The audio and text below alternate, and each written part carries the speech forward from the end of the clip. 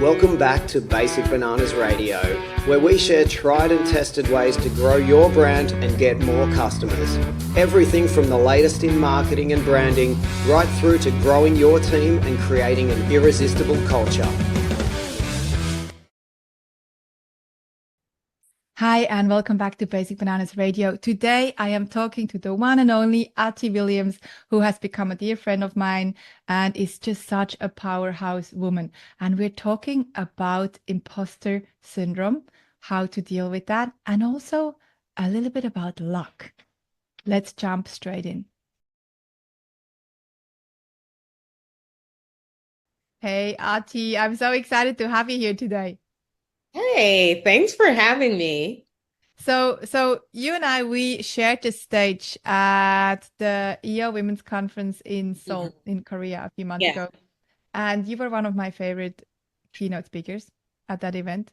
Thank You were funny, you had everyone laughing, you had some invaluable insights into luck, the different types of luck, which was just such a great talk. And also, you are such an accomplished entrepreneur. You're a designer aficionado, you're an entrepreneur, you're an educator, and you've remodeled hundreds and thousands of renovations. So your company, you're the principal. Yes. Yeah. You've seen a lot of things. You're the principal of Honeycomb Design and Construction and also Honeycomb Real Estate Development.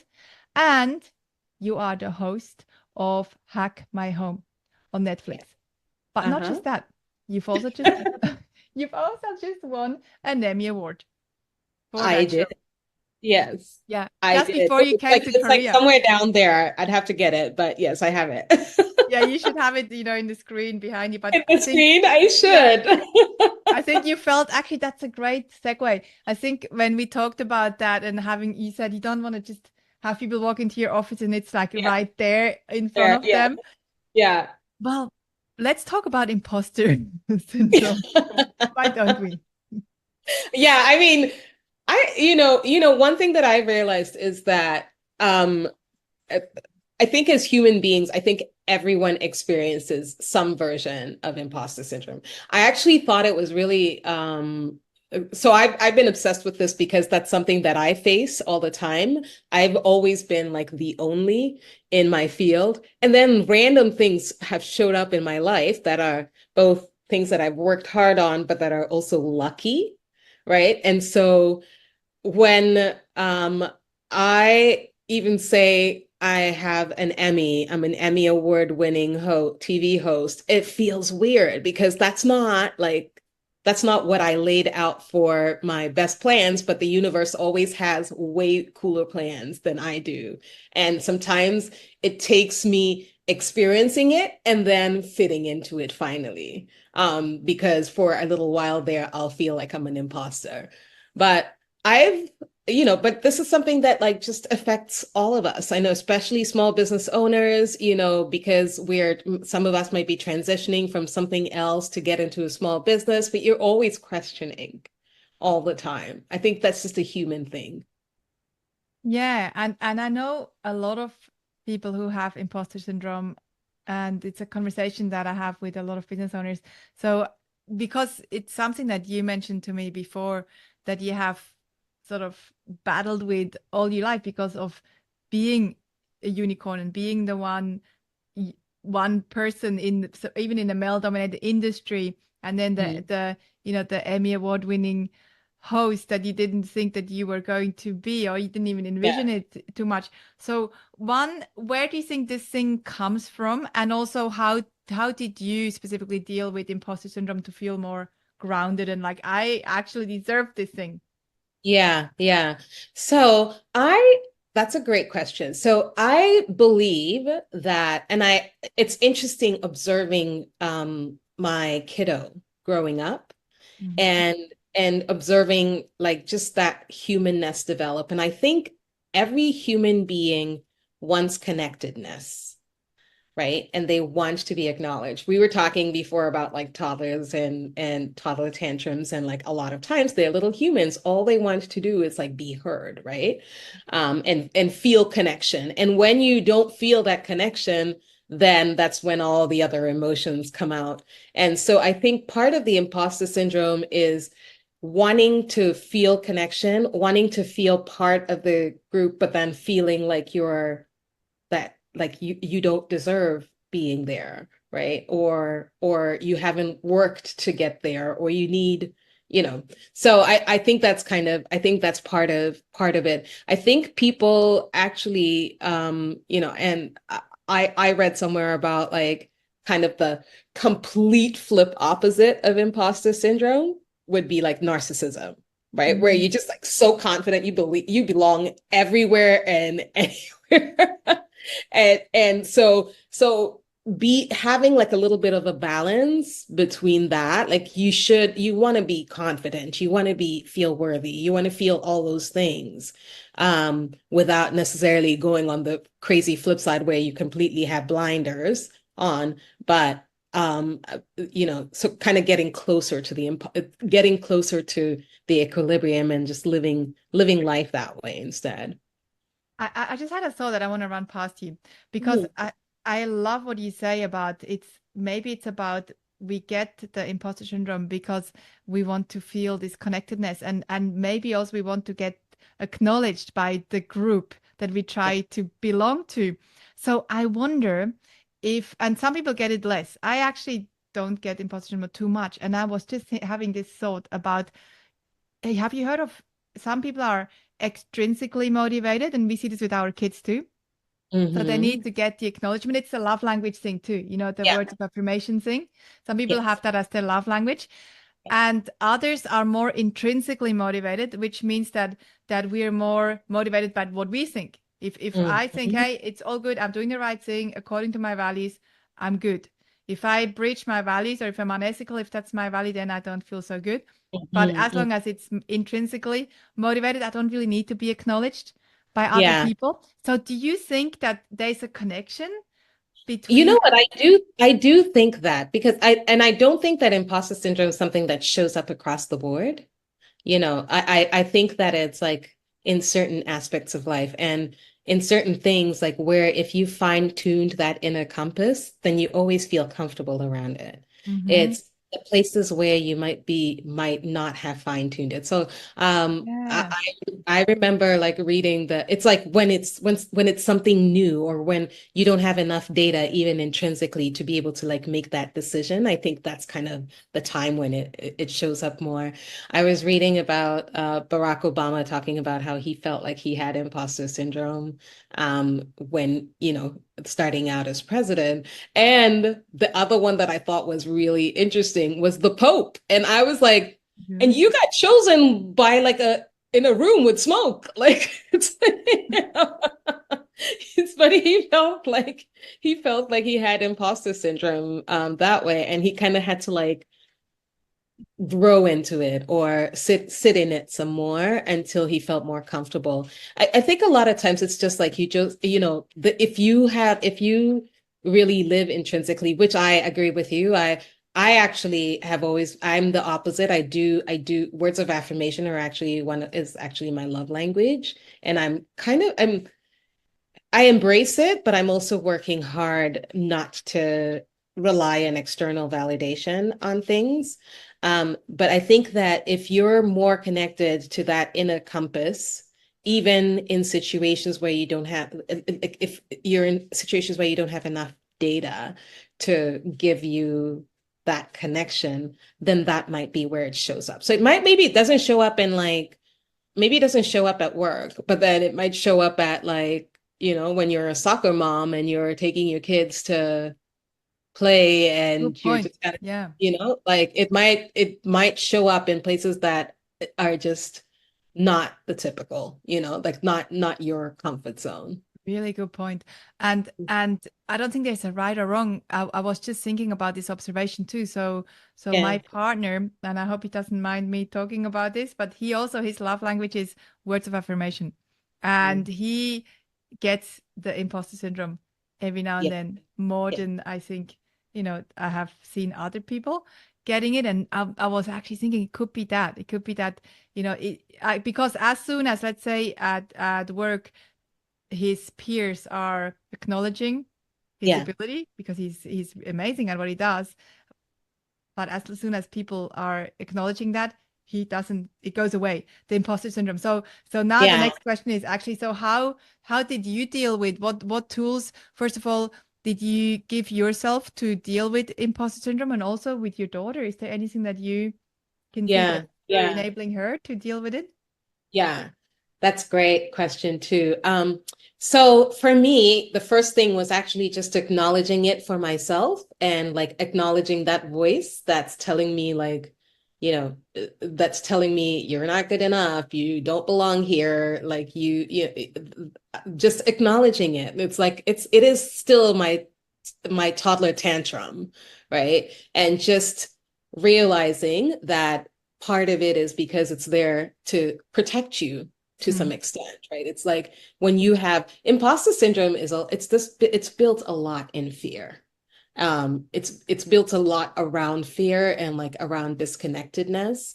And so just acknowledging it in a way that's not like trying to get rid of it.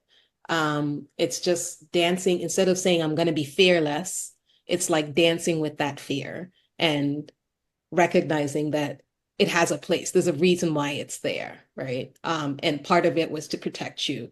But a lot of times you don't need the protection. And so it's having that conversation with yourself, or I call it my itty bitty shitty committee. Yeah. I remember that. Having the conversation with the itty bitty shitty committee and saying, hey, look, I get it. We're in a new place. There's all these other people who seem brighter, smarter, like, whatever, more accomplished. And I don't know what I'm doing here. It feels to me like I don't know what I'm doing here. Thank you for letting me know that. But your services are not needed right now because I am here and I am worthy of being here. And I've worked hard to be here.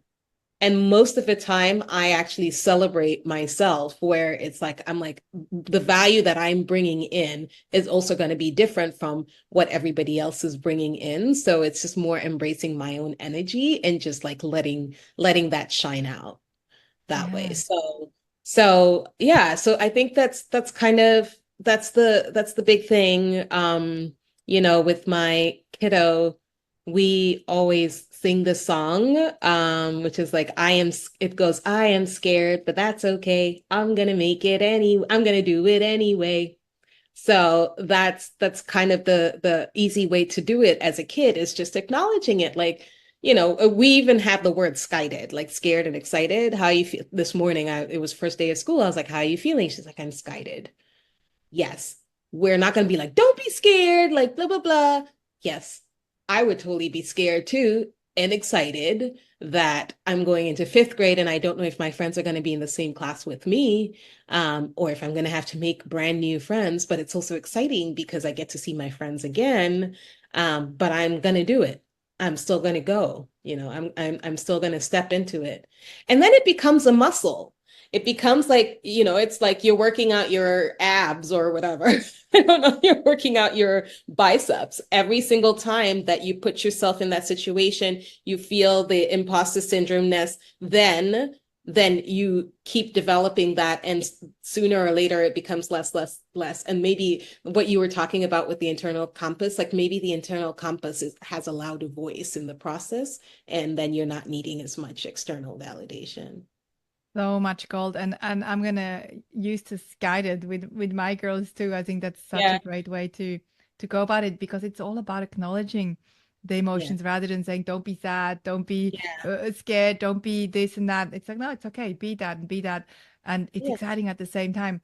And obviously, I talk about courage a lot, and it is about practicing courage, because practicing courage is facing our fears regularly. And as you say, it's a muscle. Courage is something we can practice. It's a skill. You have to practice it. Yeah, absolutely. Like, I'm sure the first motorcycle ride you had was not your crazy one that you just was not like one of the crazy ones where you just decided to drive by yourself, and then, so it's just like practicing a little bit, every day, taking baby steps. And I love when one of the things that I've been doing a lot more has been journaling, and I got a scribe, which I'm loving because now all my stuff is just in one place.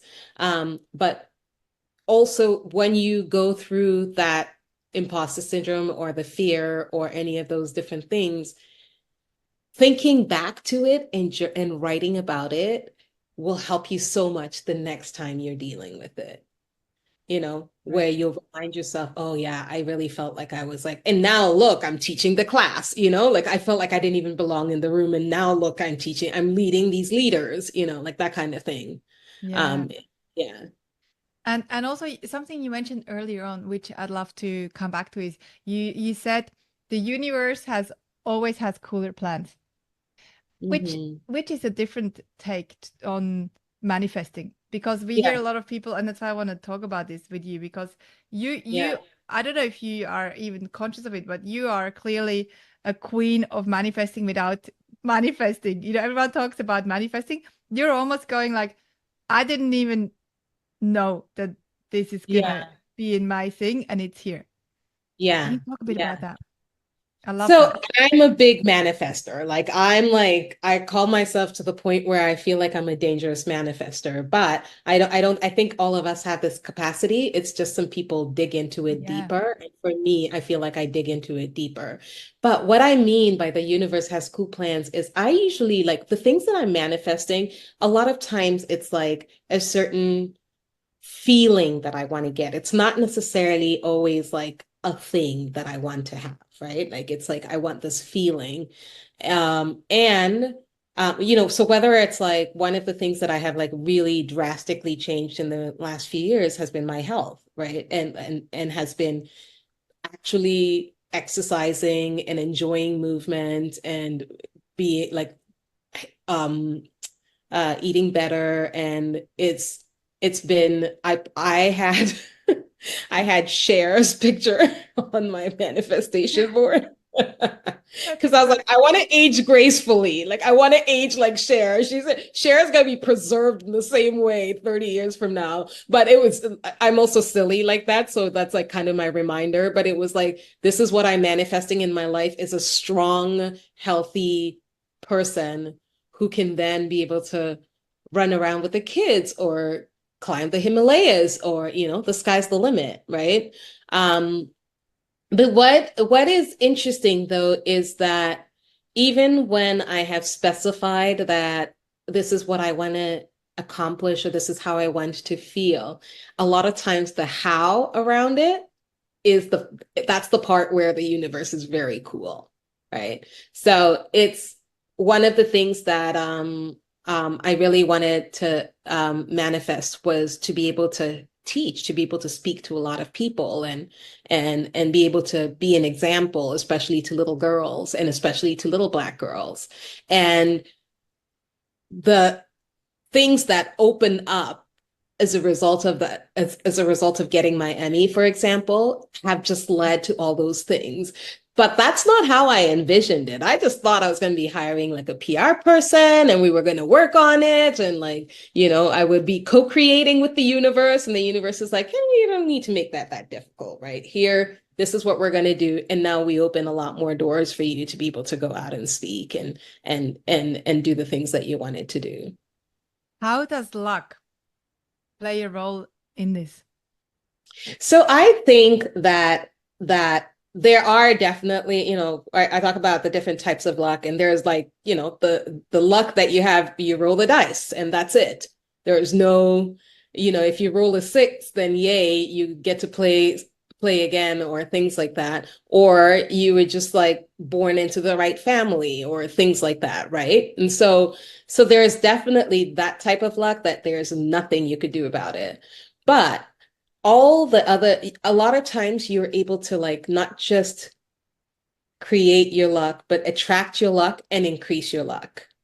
And so even with manifesting, putting something out there or writing it down, or just verbalizing it or things like that, there are still things that you need to do to get even luckier, right? You have to like get yourself out of your comfort zone. You have to stay curious. You have to keep thinking about it. Like if something comes up, if something keeps showing up, there's a business idea that I've been toying with. And, you're an entrepreneur, so this is how our brains work, Yeah. unfortunately. But there's a business idea that I've been toying around with that I've been wanting to add as a part of my company.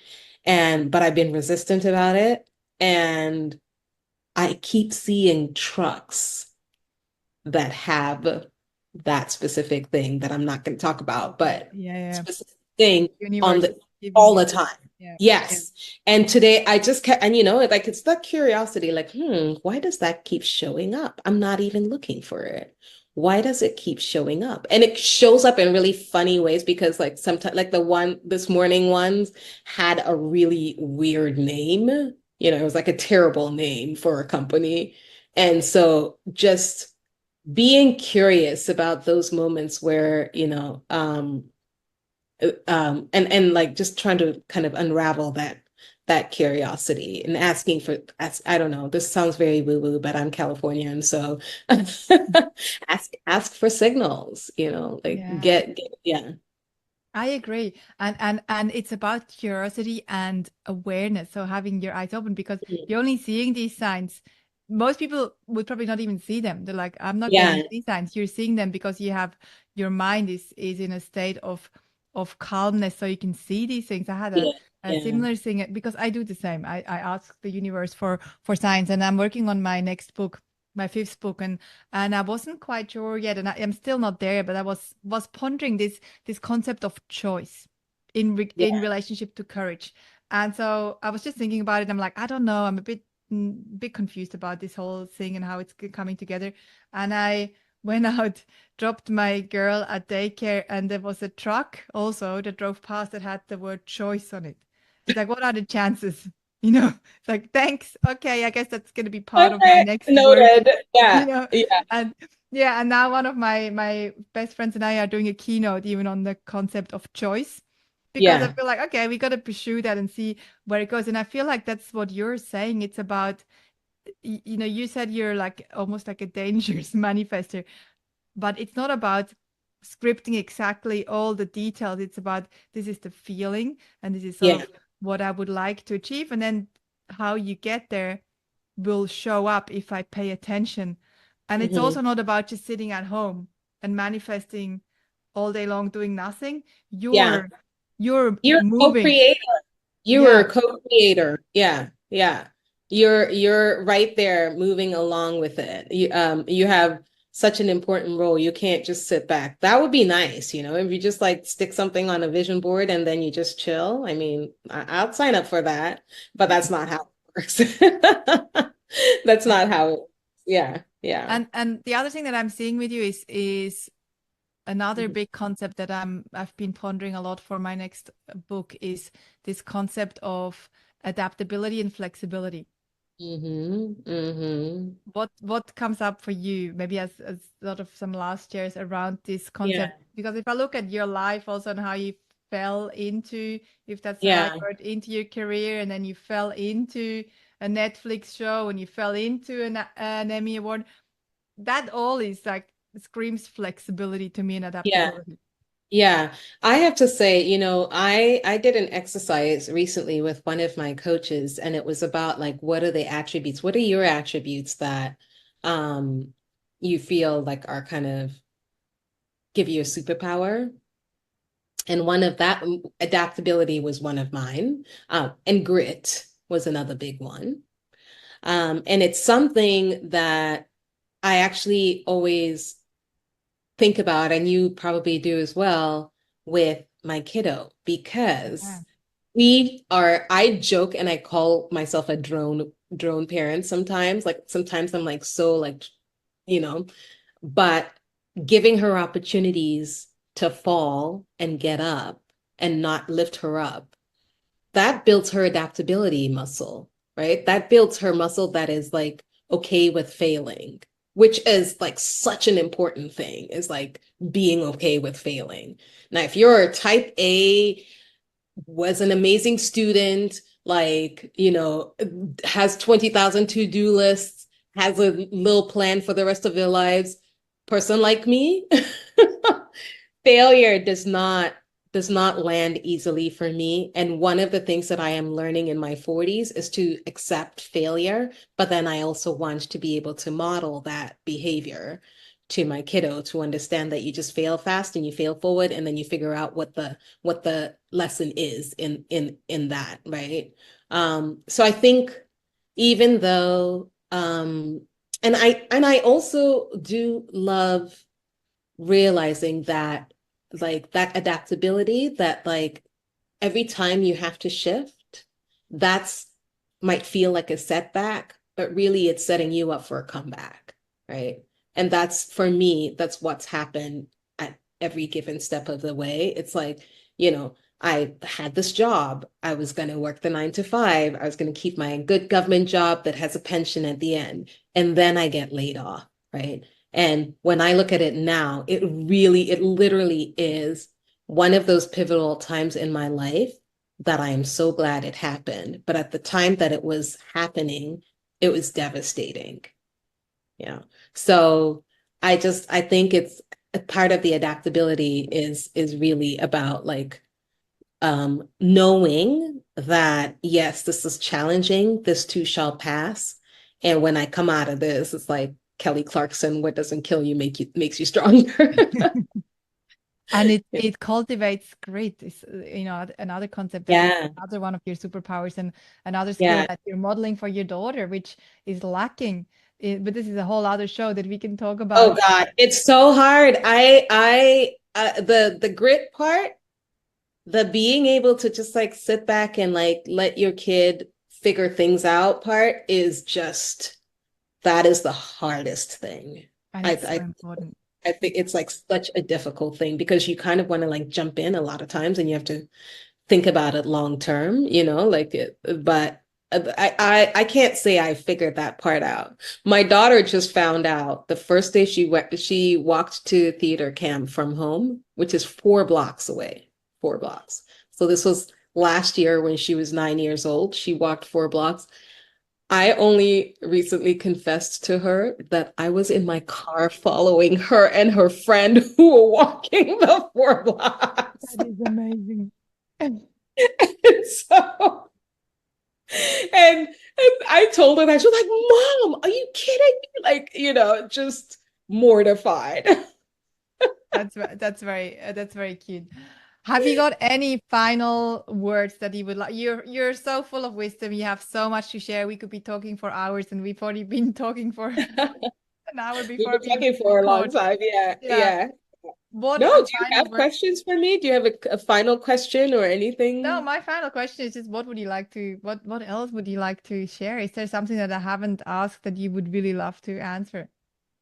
Oh, Or no. anything that any I final always have opinions. Like, I love an always have opinionated something. I person. have something to say, and I love having conversations with depth. And I think that's the reason why you and I have just been chatting for a really long time, is because, like, I like having conversations that are substantive, and so, yeah, I have all these book references and stuff that you gave me before we started recording that I'm gonna check out. But it's just always, we didn't get to spend too much time together in Seoul, but it was just like, I felt that connection already, and I think it's, like, so great, all the cool stuff that you're doing. And yeah, I mean, the choice and courage thing is very important. I think that's a message that people need to hear. I agree. And because I'm also thinking for our kids, what do Yeah. they need to hear? What does your daughter, what do my daughters need to hear when they start reading books? And just observing. And you are very perceptive. I feel like you're someone who can walk into a room, and I'm making this up. I may be wrong.